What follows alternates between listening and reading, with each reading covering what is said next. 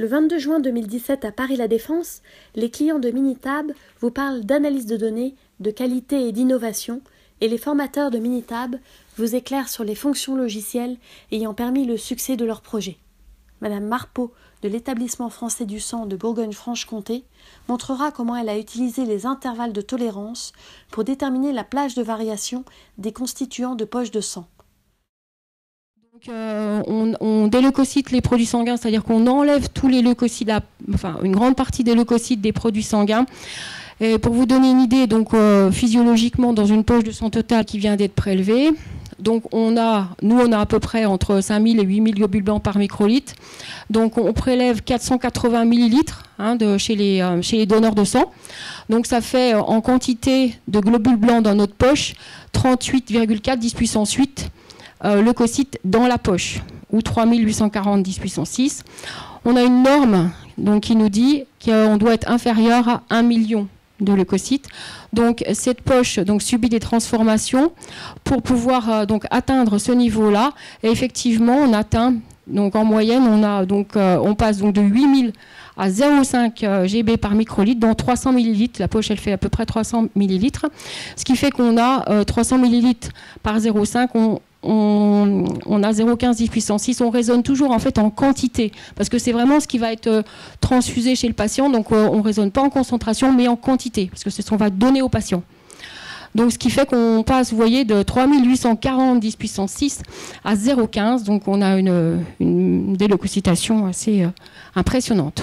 Voilà. Et c'est cette déleucocytation qu'on va essayer de contrôler par la suite. Donc effectivement, donc voilà, donc on contrôle des taux de leucocytes dans ces produits déleucocités. Et ça nous pose pas mal de problèmes, parce que c'est la détection d'événements qui sont rares en fait. Et donc ce qui fait qu'on va avoir beaucoup d'événements qu'on ne va pas détecter parce qu'ils sont trop rares, parce qu'on n'a pas des appareils qui sont assez sensibles pour les détecter. C'est pas qu'ils n'existent pas, c'est pas qu'il y en a zéro, c'est qu'en fait on a plein de valeurs qui vont se situer inférieures à un seuil de mesure de l'appareil. Donc c'est ça qui va après nous poser effectivement plein de problèmes de normalité.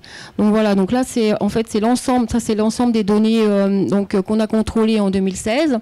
Donc on a fait 908 contrôles, voilà, donc les moyennes. Vous voyez l'écart type qui est très élevé par rapport à la moyenne. Nous on regarde donc plutôt tout ce qui est médiane. Pour nous c'est plus parlant que la moyenne. Donc voilà comment c'est distribué. Donc là j'ai remis donc la norme qui est à 1 million, qui est ici. Donc on en a quelques-uns qui dépassent quand même, qui sont donc non conformes, et la plupart quand même sont inférieurs à la norme, mais donc on voudrait bien aller explorer un petit peu ce qui se passe par là. On a différents procédés d'obtention de ces globules rouges. Donc rapidement, juste pour que vous compreniez peut-être mieux. Donc on a au départ un sang total. Donc ce sang total, il peut aller dans deux procédés. Soit il va être directement donc, filtré, et donc on va enlever tous les leucocytes directement. Et puis ensuite, il est séparé en plasma et puis concentré globules rouges. Ou alors, deuxième possibilité, il est d'abord séparé, donc plasma, fraction plaquettaire et concentré globules rouges. Et c'est celui-là, donc qui se retrouve là, qui va être filtré. Donc pour nous, c'est une grosse différence au niveau des procédés. Donc je les ai intitulés donc procédé A et procédé B. Et on a encore une différence supplémentaire, c'est que selon les heures de collecte et puis donc selon l'organisation des EFS, on peut réaliser ces procédés soit le matin, soit l'après-midi, c'est-à-dire soit les poches vont être prélevées donc l'après-midi, elles vont rester toute la nuit chez nous et on va les traiter que le lendemain, ou alors elles vont être prélevées le matin et on va les traiter l'après-midi. Donc on a pour chacun de ces procédés, ils sont divisés en deux, en traitement immédiat ou en traitement tardif. Donc en tout, ça nous fait donc 4 procédés qu'on utilise pour réaliser ces concentrés globules rouges des leucocytés. Donc voilà, donc là si on regarde un petit peu donc à première vue comme ça les procédés, on voit quand même pas mal de différences. On voit quand même qu'on a quelque chose qui est peut-être plus variable sur le procédé A, encore plus variable sur le AT, donc en procédure tardive, et puis sur le deuxième procédé B, donc quelque chose qui est quand même beaucoup plus resserré au niveau de la variabilité. Je voudrais rajouter encore juste quelque chose, c'est là, donc on a toujours notre norme qui est à 1 million. Là, ce sont toutes des données qui sont rapportées au volume, c'est-à-dire que c'est des quantités qu'il y a dans la poche. Et la problématique qu'on a, c'est donc la mesure. Donc là, je vais continuer l'étude en me rapportant à la mesure, c'est-à-dire que je vais reprendre les données, les diviser donc par le volume pour obtenir cette fois des concentrés des leucocytes en GB par microlitre et non plus en quantité. Voilà. Et là, donc, on n'aura plus notre norme de 1 10 puissance 6. C'est pour faire les calculs après, pour bien déterminer en fait le seuil de mesure. Donc là, donc après, qu'est-ce qu'on a fait? Ah oui, on a fait la recherche de la loi de distribution avant de rediviser par le volume. Donc là, on a fait la recherche de loi de distribution en réalisant donc ce test-là, identification d'une loi individuelle. Voilà ce qu'on a obtenu. Enfin, on avait beaucoup plus de graphiques, mais j'en ai pris qu'un. Donc, voilà, pour nous, donc voilà, ça se rapproche le plus de la loi log normale. Mais bon, on n'a quand même pas de normalité. Mais ça, c'est donc à cause de, donc vous voyez ça ici, et ici, ça correspond à toutes nos données qui sont donc au seuil de mesure. Et c'est pas qu'elles sont à zéro, et nous, on est obligé de les rendre inférieures à un certain seuil, et ce qui fait qu'on a la même donnée pour 40% des données, quoi, en fait. Voilà. Donc là après, donc cette fois c'est l'analyse, donc cette fois en rapportant, donc cette fois mais uniquement à la mesure et non plus à la quantité. Donc là en fonction des différents procédés, donc là on voit exactement nos histogrammes avec une troncature assez nette sur la gauche. Et donc là, ça correspond exactement ici au seuil minimum de quantification. On mesure les leucocytes résiduels, on les mesure avec une technique en cytométrie en flux, avec un marquage donc, des noyaux des leucocytes. Et donc, on a un seuil de mesure qui est à 0,05 globules blancs par microlitre. Et on ne peut pas détecter en dessous. Et donc, beaucoup de nos produits sont au niveau de cette limite-là. Donc, c'est pas qu'il y a forcément des leucocytes, mais on n'a pas quelque chose d'assez précis. Il faudrait travailler sur les techniques, il faudrait faire quelque chose en PCR, faire quelque chose de plus précis pour aller plus loin dans la mesure. Mais là, on a donc cette troncature sur la gauche. Et là, c'est vraiment difficile de comparer statistiquement les méthodes quand on a cette histoire de troncature à gauche. Donc, ce qu'on a fait donc, avec les conseils de Bruno, donc on a créé en fait 2 colonnes, c'est-à-dire que toutes les valeurs qui étaient à 0,05, donc au seuil de mesure, on les a mis dans une colonne qu'on a appelée GB, enfin ça veut dire globule blanc concentration minimum, en utilisant une valeur très proche de 0. Et la deuxième colonne, on a laissé la valeur 0,05, sachant que la vraie valeur donc des leucocytes résiduels se situe forcément entre GBCC max et GBCC min. Donc, vous voyez, chaque fois que c'était la valeur, j'ai laissé la valeur. Et quand c'était 0,05, on a mis 0,05 ici et 0, enfin là, c'est 0,001 à ce niveau-là. Voilà. Et puis, donc, ça a été obtenu donc, en faisant un recodage classique. Hein. Et puis après, donc, à partir de là, j'avais à nouveau mes concentrations de leucocytes que j'ai rapporter à nouveau au volume en multipliant les 2 colonnes par le volume. Comme ça, j'ai obtenu à chaque fois des quantités de leucocytes maximum et des quantités de leucocytes minimum pour chacun des procédés qui sont ici. Donc ensuite, toujours sous les conseils de Bruno, j'ai fait donc une étude de fiabilité survie avec donc une analyse de répartition troncature arbitraire et puis donc avec une analyse de répartition paramétrique en utilisant donc ces fonctions-là de Minitab. Alors, je l'ai rempli de la manière, donc là, la variable initiale, c'est les globules blancs, valeur minimum, variable finale, maximum. La variable de répartition, ce sont les procédés. La loi de distribution, on a dit que ça ressemblait à une loi log normale. Et puis ici, à ce niveau-là, je voudrais bien savoir combien j'en ai qui sont supérieurs à 1 million. Donc ici, l'estimation de probabilité, on a mis 1 million. Au niveau de la borne inférieure et au niveau de confiance, 95%. Donc voilà ce qu'on a obtenu. Donc ici, c'est donc l'ensemble des valeurs par procédé. Hein, on voit les procédés qui sont ici. Et puis, donc là, en fait, les troncatures, en fait, ont disparu, mais elles sont représentées par la ligne ici, qui est en fait la valeur moyenne entre le GBT min et max, et qui sont bien sûr une estimation. Donc, on observe un décalage entre les procédés, avec des pentes similaires. Et ici, les pourcentages nous donnent donc la probabilité donc, de chaque population d'être en dessous de la norme de 1 million. Et là, je vais laisser Bruno vous expliquer le petit graphique là. Enfin, le petit tableau là. Oui, donc dans le diagramme précédent, vous voyez qu'il y avait un coude et des données qui se situaient quelque part entre 0 et 0,5 et maintenant elles ont été tronquées par intervalle. Donc elles n'apparaissent plus. On suppose qu'elles sont dans la prolongation. Donc ça permet de gérer les troncatures, le seuil vers le bas. Et puis on voit au niveau des procédés qu'on a des décalages. Donc le seuil d'emplacement représente le positionnement, la distribution. Il peut être plus ou moins à droite. On pourrait dire c'est l'équivalent de la moyenne. Et puis l'échelle représente en fait la dispersion. Donc ce serait la pente de la droite. Alors ici, on voit clairement qu'on a des différents emplacements. Par contre, la dispersion semble être à peu près la même, quel que soit le procédé. Alors ici, j'ai donc repris les probabilités qu'on a vues sur le graphique. Hein. Probabilité d'être inférieure à 1 million.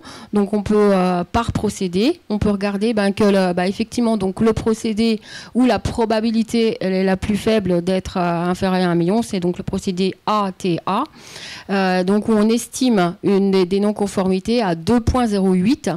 Et si on prend même la borne, en calculant la borne inférieure donc de cet intervalle de confiance, on est à 96,76.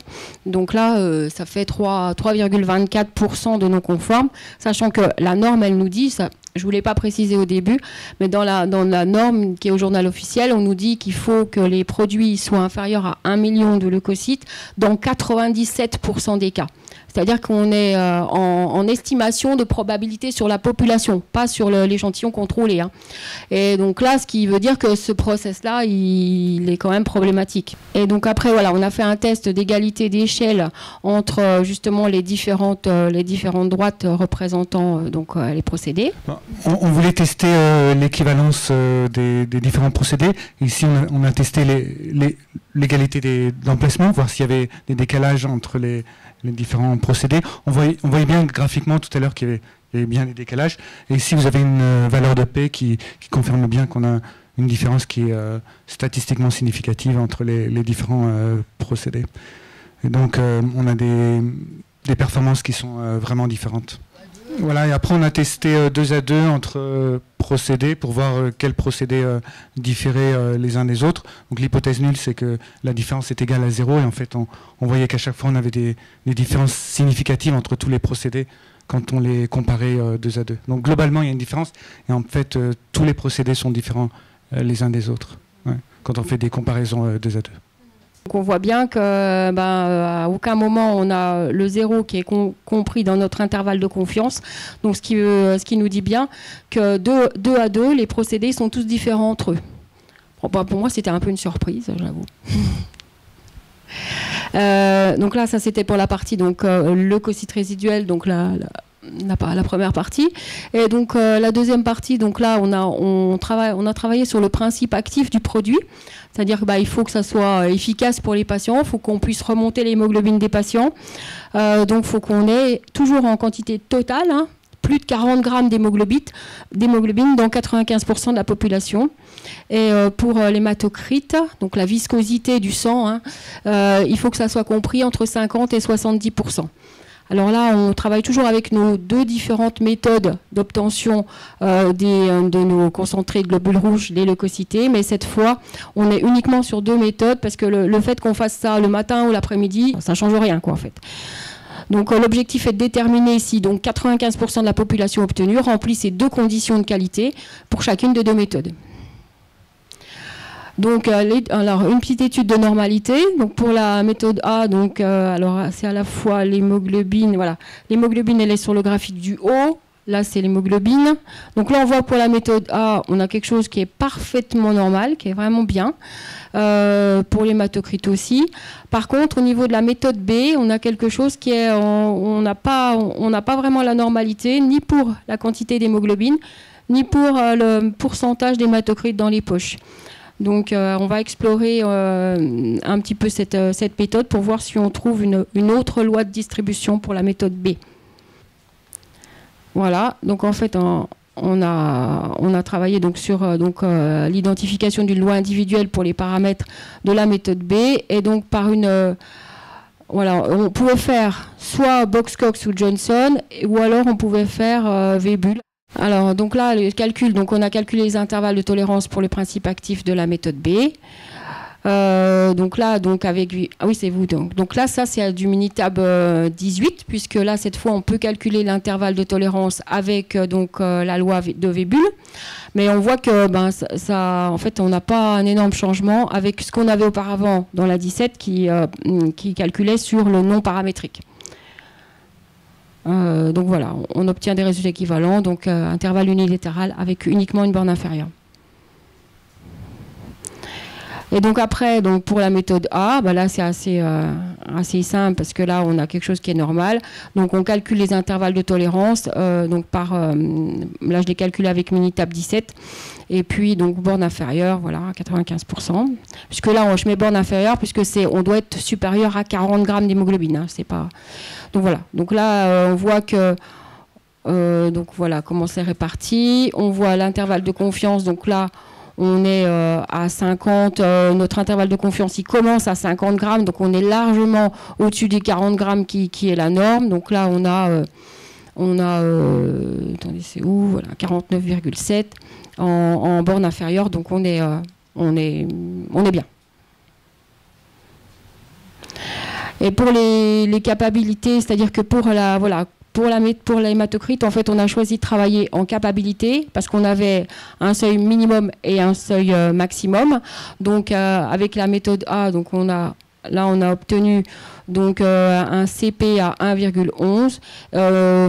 Pour moi, c'est quand même pas idéal 1,11 parce qu'on peut vite, vous voyez, on est quand même assez proche là ici de la limite à 50. Donc, le moindre défaut de procédé peut vite engendrer des non-conformités. Ici, on voit qu'il n'y a aucun produit qui est hors des spécifications, mais en se basant sur la loi théorique, la loi normale, on peut estimer qu'on pourrait avoir 2653 produits sur 1 million qui seraient au-delà des specs. Ouais, ce qui nous fait donc 0,26% là, sur 1 million de pièces, 2653, donc ce qui nous ferait 0,26%. Et puis après, donc pour la méthode B, donc là, on a fait la capabilité en utilisant la loi de Weibull. Et donc là, on obtient... Donc on a un PPK de 0,84 et on voit qu'on est un peu juste en termes de capabilité. On est assez mauvais. Et on peut estimer, il n'y a aucun produit qui est hors spec, mais on voit que on est très proche de la spec inférieure. Et puis, si on prend la distribution théorique, on pourrait avoir des points qui seraient en dessous de la spec inférieure, et on pourrait même estimer que sur 1 million de produits, on devrait en avoir 5967 qui pourraient se situer en dessous de la spec inférieure. Et, grâce à la loi de Weibull, on prend en compte la symétrie dans la distribution. Donc voilà, donc on a exploré nos trois, et je vous remercie pour votre attention.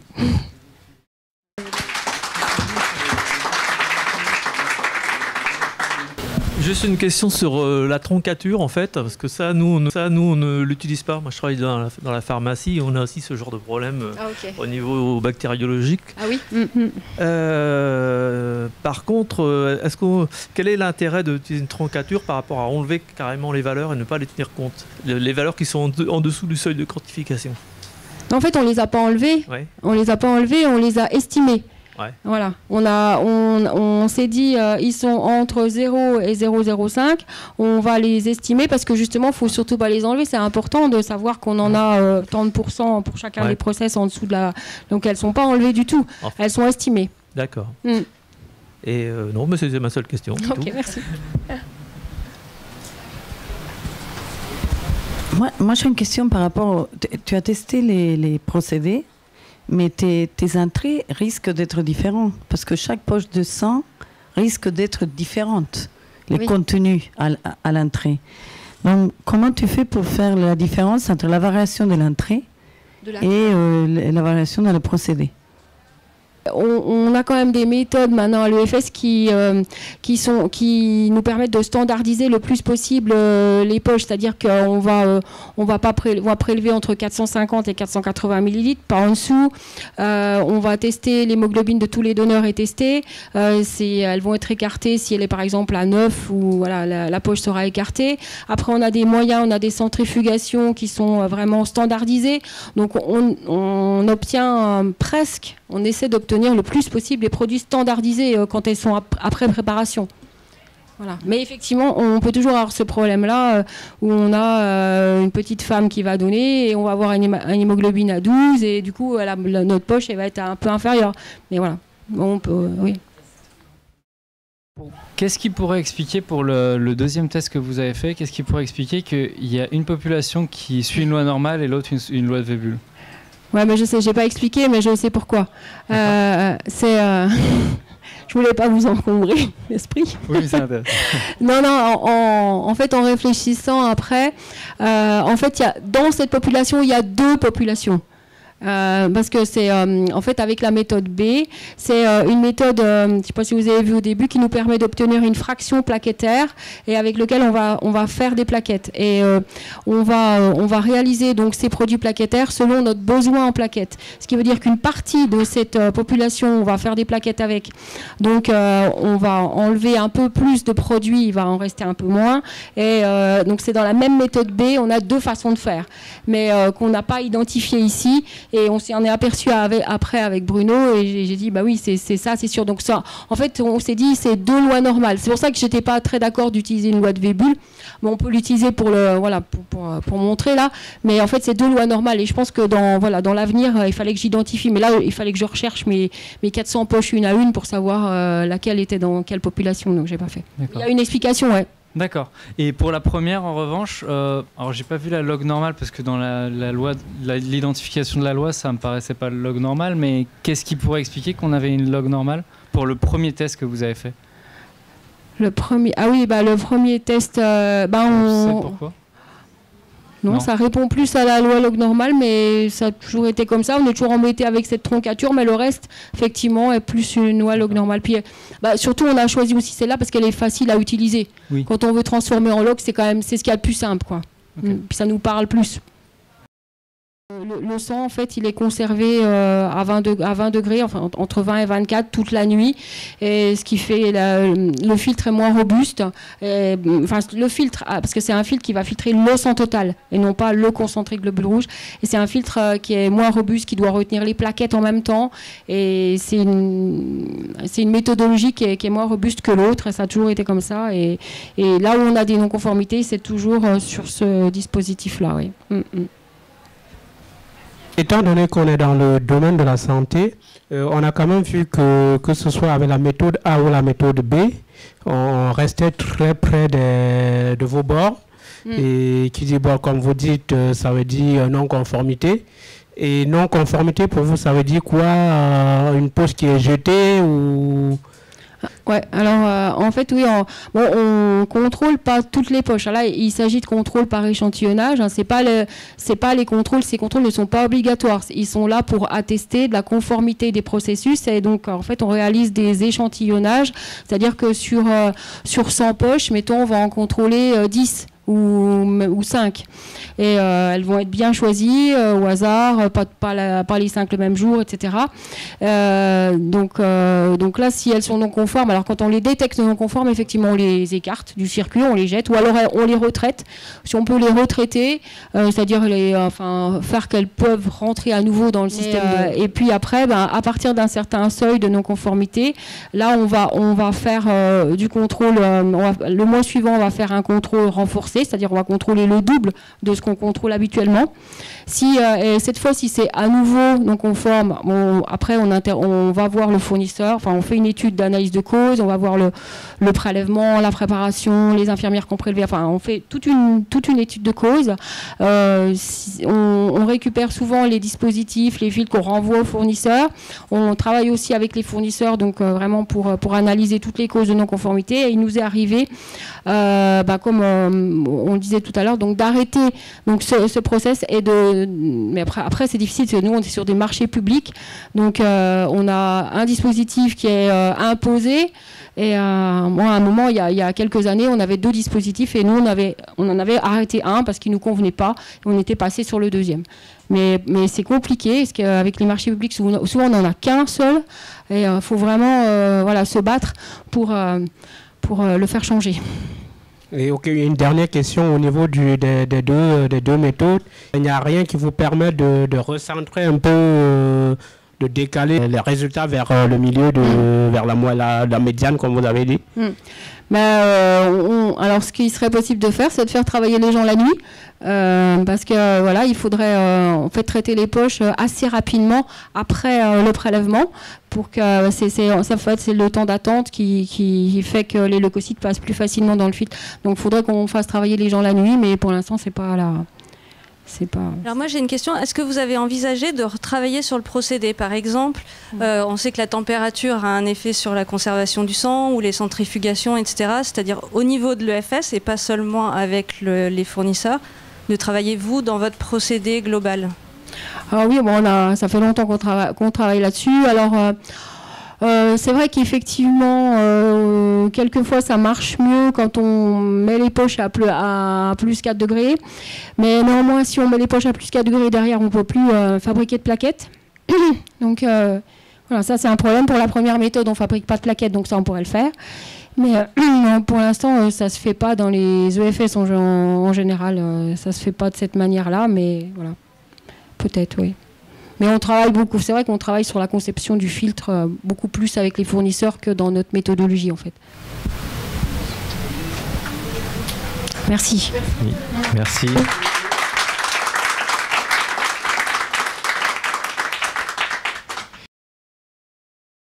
Prenez rendez-vous avec les formateurs Bruno Sibilia, Sami Chahabi et Robert Collis et les commerciaux Julien Detemps, Younes Larage et Romain Tavernaro pour aborder les sujets qui vous sont propres.